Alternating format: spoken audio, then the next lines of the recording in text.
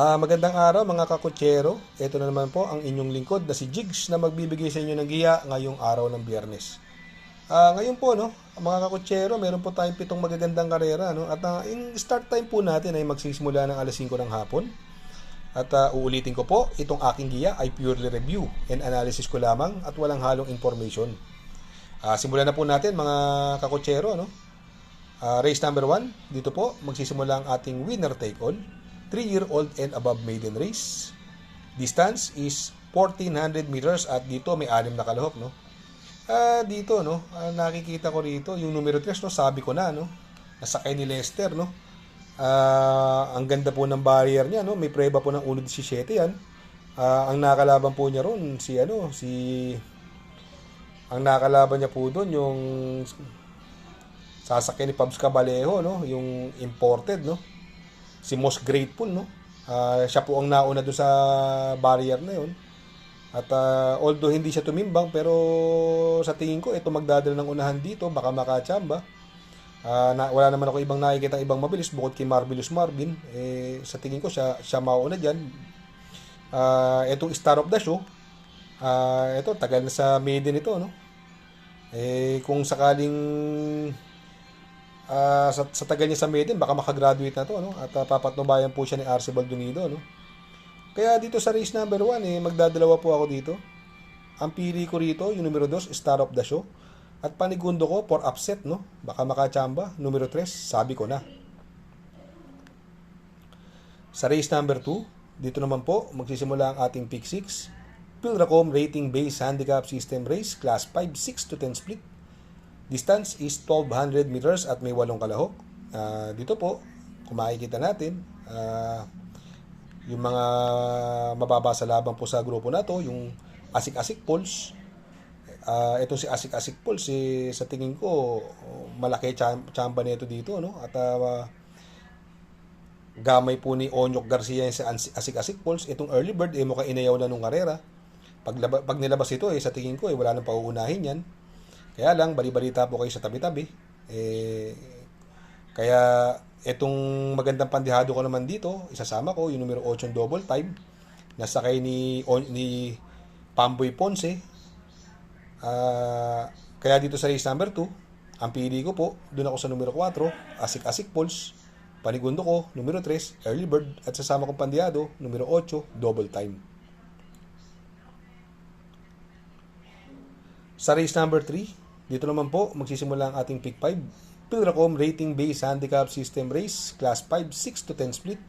Distance is another 1200 meters at dito may 8 kalahok. Dito po, no, ito, laging segundo, no, yung numero 4 Golden Area, no. Bagamat hindi siya pinili ni Jan Alvin dahil andyan si Avalon Bandit. Ang magpapatnubay po sa kanya si Arce Baldonido, kaya lang mukha napupunto to, no, 2 segundo. 2 beses to halos inabot lang to, no.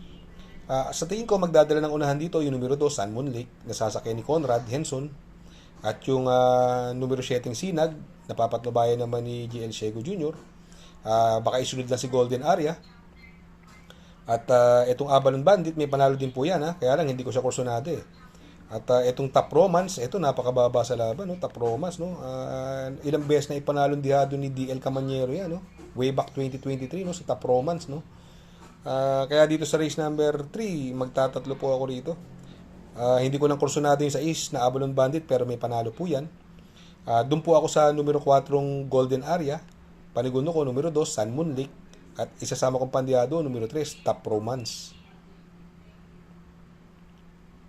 Sa race number 4, dito naman po magsisimula ang ating pick 4. Pilracom Rating Base Handicap System Race, Class 4, 16 to 21 split. Distance is 1200 meters. At dito may 8 kalahok.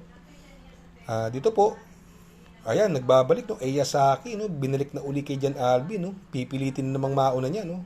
Ang galing kay Jan Alvin niya, no. Si Eyasaki, no.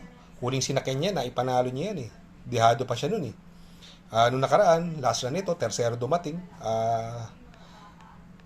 Kaya dito sa tingin ko malaki chance niyan.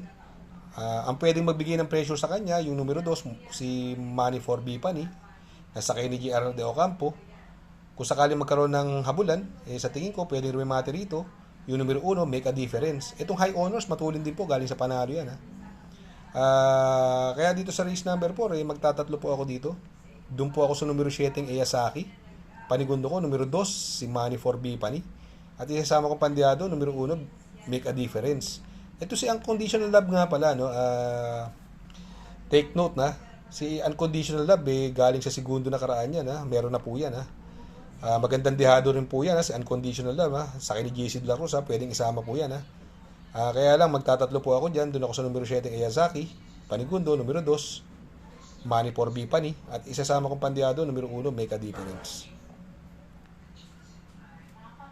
Sa race number 5, Pilracom rating based handicap system race, class 5, 5 placer, split, distance is 1200 meters at dito may 8 kalahok. Dito, no, kung mapapansin natin itong karera to, no, sobrang baba naman ng numero 8 Mr. Aldrich, no, nasasakay ni AB Serious, no. Sa tingin ko, kung medyo maiksi ang pisi at gusto mag-solo, ito pwedeng panalo yan, Mr. Aldrich, Pero kung sakaling may maka-upset man sa kanya, ako, gusto kong isama rito yung numero 4, Magnolia Ashley. Bagamat matuling kasi si Quincy, Princess Serena. Sa tingin ko si Princess Serena, siya magdadala ng unahan dyan. Si Quincy ang pwedeng humabol at Mr. Aldrich, pwede namang lumimati yung Magnolia Ashley.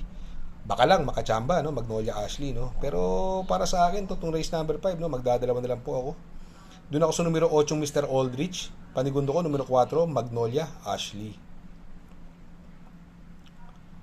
Sa race number 6, Pen Ultimate Race, Pilracom rating based handicap system race, class 5, 11 to 15 split. Distance is 1200 meters at dito may 8 kalahok. Dito, no? Ito nakaraan, naglaban na to, tinalo sa datingan ni Buhayang Bato to, si Polite Bell, no? Although masama larga ni Polite Bell noon, kaya lang nung pagkuha ng unahan ni Polite Bell, parang wala na rin, Baka siguro naging factor yung hindi magandang lundag niya sa aparato.